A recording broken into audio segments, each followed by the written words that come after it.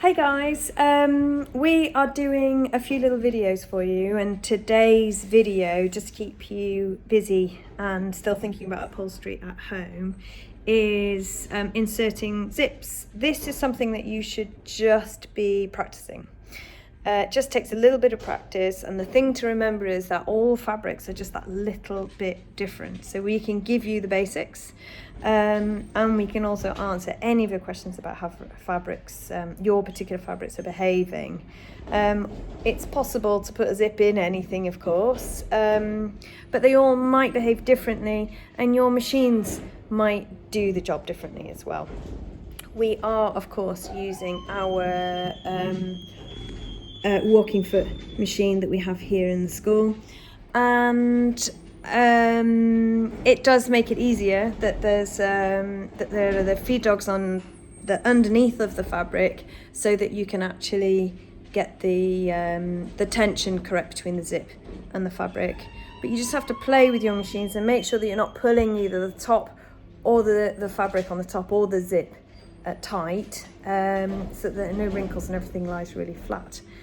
This is what we're going to be looking for then. I'm trying to turn the camera around, which I actually can't do. So we are aiming in the first instance to insert a zip where the fabric needs to be pattern matched. So this is what I've done, and I'm going to show you how it is that I've gone about doing it. And you can see that the lines are matched up perfectly, and it's actually really easy. It's as easy as just sewing the two fabrics together. Of course, in this instance, it will only work on fabrics that can cope with being sewn and then unpicked, and not leaving too much of a scar of the stitching in between the seams there. If they do, if it's a delicate fabric like silk, then you know that you're going to actually struggle. So the first way that I'm going to insert a zip is I'm going to join the two bits of fabric together first, insert the zip, and then rip the fabrics apart. And the reason why we might do this is so that we ensure the patterns are matched, and it's just a really quick and simple way of putting in a zip. And ensuring that they're matched. So we're just going to sew the two seams together, 1.5 centimetres. Now what I'm actually going to do is I'm going to leave the tiniest little leeway between the two fabrics. So here's my right side to right side, as you can see here, as I'm handling this one-handed. That's my right side to right side, and this is my pattern match. And you can see rather obviously that the two red lines are going to have to meet one another. So I'm just going to give myself like the tiniest, like a millimetre of extra fabric here, so that I can see where the stripe goes. Not forgetting that I'm actually sewing at about 1.5, well not about, exactly at 1.5 centimetres, and I'm going to use my stitch guide. And I want to make sure that that line is actually matching up at 1.5 centimetres. That's in fact the important bit. But this teeny tiny little exposure here will help us keep that together. So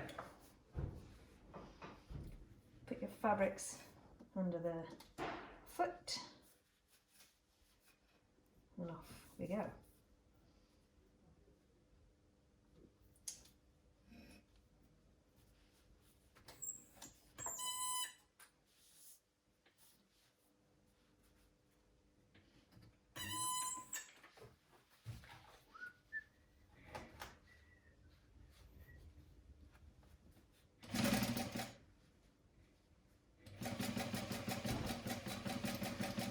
This is a walking foot machine, so in theory both fabrics should be being pulled through the machine at exactly the same tension at the same time. So you shouldn't be struggling to match up the fabrics, but it's always worth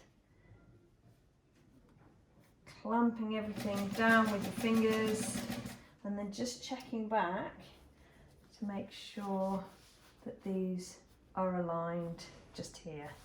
Seems to be going well.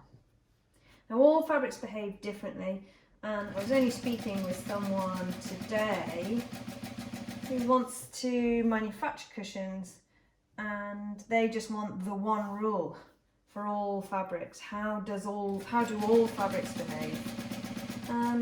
And of course all fabrics behave differently.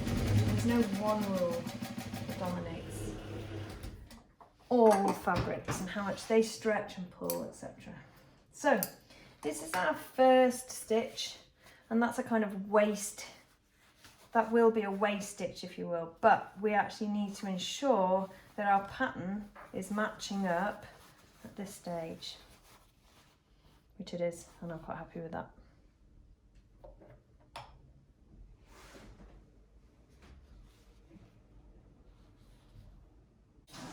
So we're going to take our zip off the roll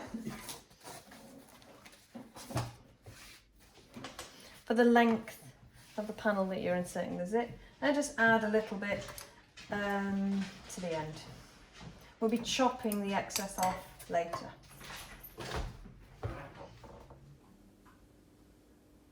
So once we've cut our length of zip, we're of course going to need to change the zipper foot. So the foot that's on the machine currently, if you can see the profile in the distance there, is completely flat. What I'm going to do is I'm going to remove that and I'm going to replace it with almost half of each foot missing. Okay, so here we are, we have the foot changed so that now we've got two separate feet on the machine and we are ready to insert our zip. So we split the seams at the back, you place the zip bang on in the middle of the seam, and you can actually feel where the teeth of the zip go. You lay everything out flat and you will just have to make constant adjustments as you go.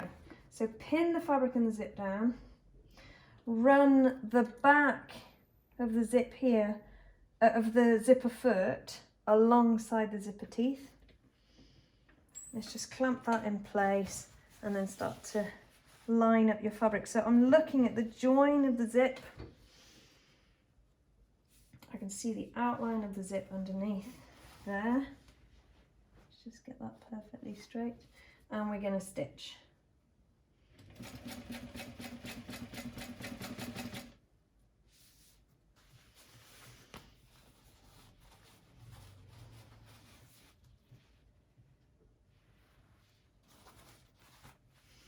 Use all your fingers, just holding everything in place, and stitch down one side of the zip with the seams split open at the back.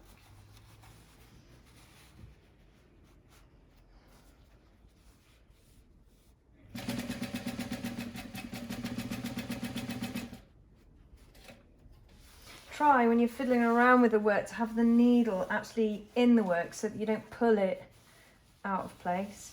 You can also do this thing that I think quilters call finger pressing. So just if you press it out, then the seam will remain split rather than what I was just doing then, which was managing it as it was going along.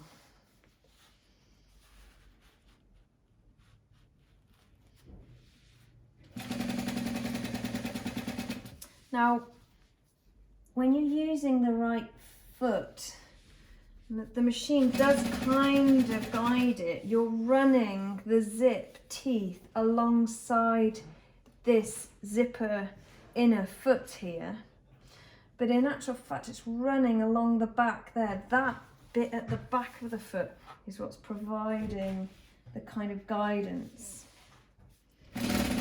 Don't pull anything, don't ride on the fabric or the zip, just allow everything to go through a similar tension all the way along. Once you've got to one side, you turn it around and you do exactly the same thing down the other side. Put the needle in and off you go. This time there's much less flapping around. Everything's in place, your seam is split.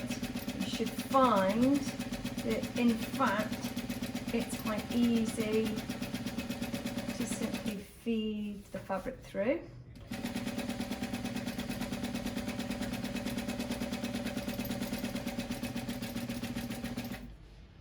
Maintaining just a set distance.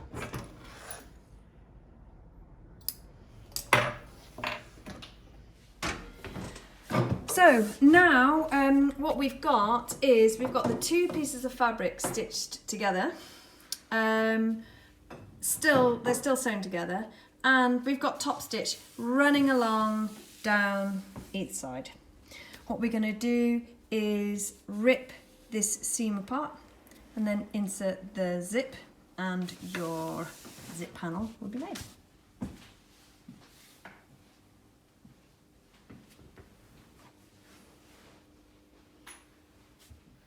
So I am going to take my stitch unpicker, place it in here, rip a few of the first stitches out,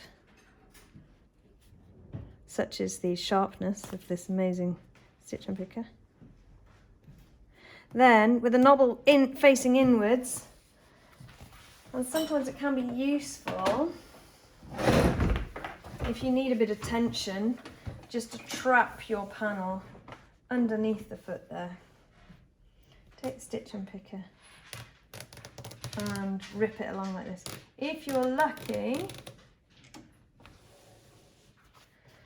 your stitch unpicker will also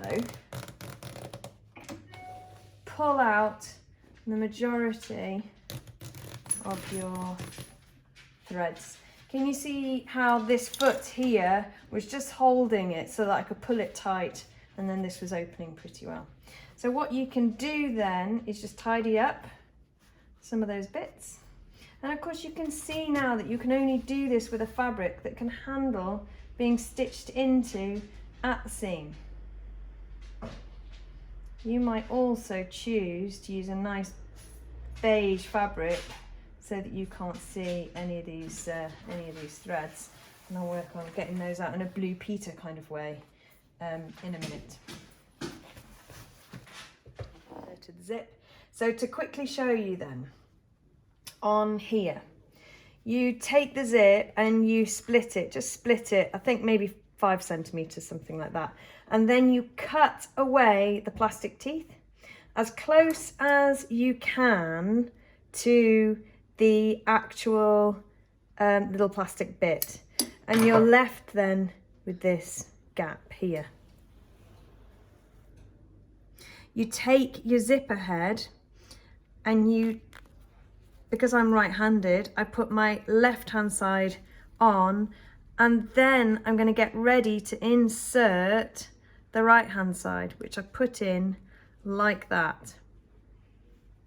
I'm going to go up just a little bit higher. Oh no, back. You basically got to judge it and get it in correctly. And then once it's on, you pull up the zip like this. Now we would leave the zip there until we've sewn this zip panel into place. But look what I can do. I can split the whole of that zip, and then I can just simply zip it up like this. I can even zip that straight off the end and then reinsert it on the end here. Sometimes if you've got a weirdly tricky fabric and you're not sure if you've sewn too close or if something's moved or wobbled underneath, you might want to run the zip through just to confirm that you haven't snagged it or caught it along the way. And that's that.